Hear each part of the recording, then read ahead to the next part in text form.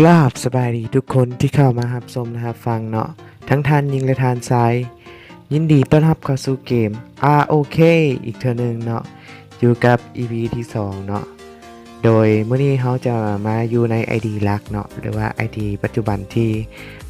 ค่อยเองกำลังเล่นเนาะโดยที่ว่ามื้อนี้พวกเขาจะมาแนะนำแม่ทัพที่มีชื่อว่าโบริก้าเนาะสำหรับโบริก้านี่จะเป็นแม่ทัพหลักของประเทศอังกฤษคือใน EP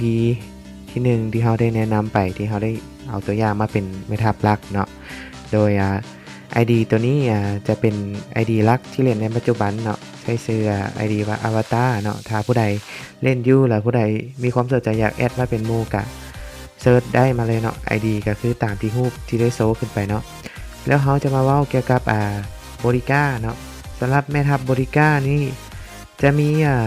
สกิลอยู่5สกิลเนาะโดยเป็นแม่ทัพม่วงเนาะแล้วโดยเขาจะได้รับบริการนี่จากห้านเหล่าตัวนี้เนาะบ่ว่าจะเป็นหีบทองคำหรือว่าหีบเงินเนาะแต่ว่าบริการนี่ส่วนใหญ่จะได้นำหีบทองคำเพราะว่าเป็นแม่ทัพสีม่วงเนาะโดยบริการนี่จะมี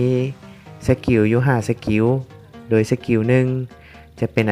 สกิลหรือว่าเขาเรียกว่าทักษะเนาะจะอธิบายเกี่ยวกับสกิลของบริการก่อนจักเล็กน้อยเนาะก็คือว่าสกิลหนึ่งของบริก้านี้จะเป็นการสร้างความเสียหายอย่างรุนแรงตัวคูณความเสียหาย225กับเป้าหมายและลดความพิโรธ50หน่วยลดพลังโจมตีเป้าหมาย 10% เป็นเวลา2วิอันนี้เป็นขั้นทำอิฐเนาะถ้าหากว่าเป็นขั้นสุดท้ายมันจะสร้างความเสียหาย600ลดพลังโจมตี 25% แล้วก็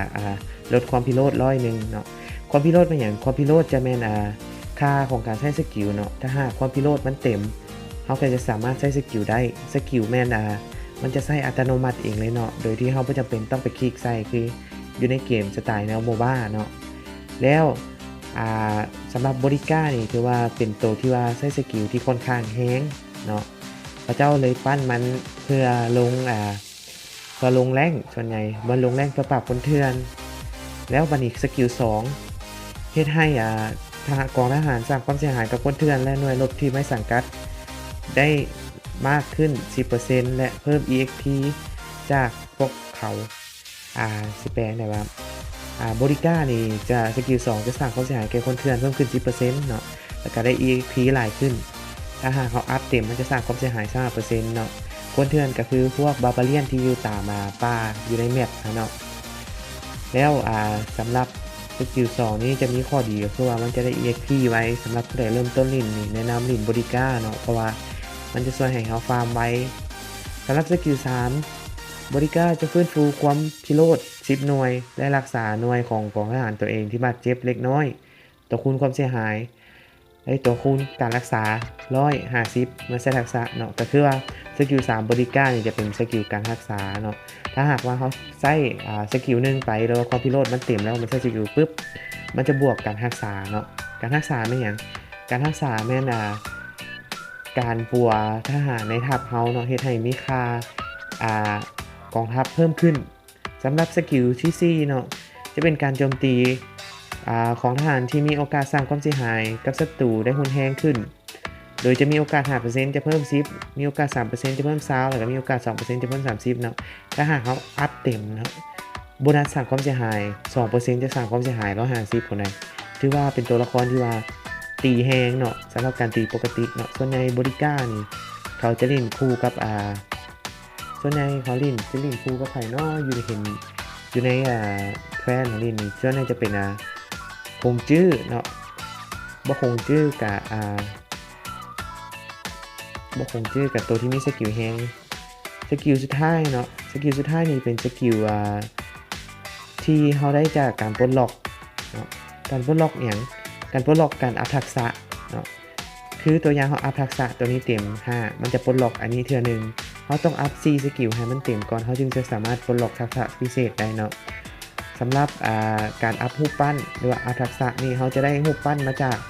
ห้านเหล่าบอยออกจากการเตรียมเซิร์ฟแล้วก็รูปปั้นสากลเนาะรูปปั้นสากลเป็นอย่างรูปปั้นสากลเป็นรูปปั้นตัวนี้เนาะเป็นรูปปั้นที่ยังบ่มีหน้าของผู้บัญชาการเนาะเราสามารถเปลี่ยนเป็นหน้าของผู้บัญชาการได้ก็ได้ตามสีของรูปปั้นนั้น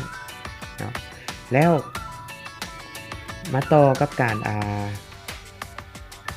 แนะนำเล็กน้อยเนาะคือตัวอย่างเอาบริก้าออกไปสู้กับคนเถื่อนหรือว่าสู้กับบาเลียนเนาะเลเวล16นี่คันจะเอาบริก้าไปคนเดียวนี่คือสิบ่ไหวเอาเลือกต่ำๆก่อนบ่มีเอาเซิร์ชเอาก็ได้สำหรับการเซิร์ชเนาะปุ่มเซิร์ชจะอยู่ซ้ายมือเอายกตัวอย่างเวล10เนาะเวล10นี่เขาเอาบริก้าไปคนเดียวก็ไหวเนาะเอาบริก้าไปคนเดียวส่วนในลิ้นกับผู้อาวุโสน้อยนี่แหละเนาะหรือว่าโลหะเนาะตัวนี้เนาะโลหะเนาะตัวนี้โลหะก็เป็นตัวหนึ่งที่ว่ามีจุดเด่นเรื่องการสู้กับคนเถื่อนเพราะว่ามันจะมีสกิล2คล้ายๆกับบอดี้ก้าเนาะสร้างความเสียหายหลายขึ้นแล้วก็ได้รับ EXP ไว้ขึ้นเนาะสำหรับการจัดแม่ทัพนี้แม่ทัพเฮาตัวใดที่มี3ดาวเท่านั้นจึงจะสามารถมีแม่ทัพรองได้เนาะแม่ทัพรองมันจะมีจุดพิเศษบนไหนก็คือว่าขั้นเฮาเอาแม่ทัพตัวใดไปมันจะบวกทักษะของแม่ทัพตัวนั้นให้เนาะแต่ว่ามันจะบวกเรื่องพรสวรรค์กับการบรรจุของกองทหารเนาะคือปัจจุบันบริก้าเฮายังใส่ได้แต่ 65,000 กว่า65,000 ปลายเนาะแล้วอันนี้ตัวอย่างเนาะสังเกตเบิ่งขีดความพิโรธหรือว่าขีดสเตมิน่าเนาะด้านซ้ายมือของฮูบริก้าตายก่อนครับเอาลองกับกองทัพเบล16ก็ได้เนาะเอาบริก้าไปโจมตีโอเคเลือกบริก้าสังเกตเบิ่งคันเฮาเพื่อนพ้นรอบที่2หรือว่าเฮาบ่กลับบ้านเนาะเจ็ดให้ค่าคะแนนที่เฮาใช้ในการไปต่อสู้ลดลงจาก50เหลือ48เนาะคลิกใส่คนเถื่อนแล้วก็เปิดซากโจมตีเนาะสังเกตเบิ่งจุดค่าความพิโรธ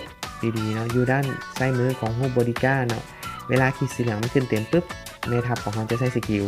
เนาะโดยบริก้าจะเป็นตัวที่ว่าสร้างความเสียหายแก้ทัพเดียวเนาะไม่ได้สร้างความเสียหายหลายทัพคือตัวแม่ทัพผู้อื่นเนาะสังเกตเบิ่งบริก้าเวลาใช้สกิลมันจะบวกเลือดหรือว่าบวก HP ให้กับทัพของเขาเนาะแถมใช้สกิลแล้วเฮ็ดให้ความพิโรธของคนเถื่อนลดลงอีกเนาะเฮ็ดให้มันนานได้ใช้สกิลขึ้นนะสำหรับ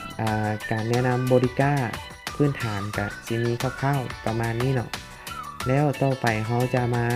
แนะนำเกี่ยวกับการอัพพรสวรรค์เนาะพรสวรรค์เป็นอย่างพรสวรรค์เนี่ยนะการเฮ็ดให้แม่ทัพของเขามีความสามารถหลายขึ้นเนาะก็คือมันจะบวกเรื่องพลังโจมตีเกราะป้องกันการใช้สกิลไว้เนาะสำหรับการเล่นบริก้านี่เขาจะอัพมาทางด้าน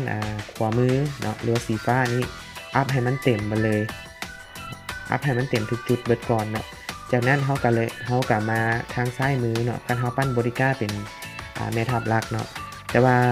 การเล่นบริก้าของฝ่ายนี้มันฝ่ายจะเอามาเป็นตัวรองกันเลยอัพซ้ายเอาขวามาผสมซ้ายเล็กน้อยเนาะเพราะว่าซ้ายเขาจะมี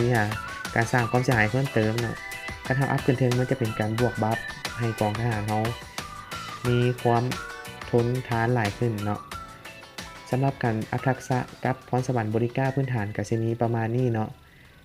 แล้วสำหรับมื้อนี้การแนะนำพื้นฐานการเล่นบริก้ากับเซมีซัมนี่เนาะ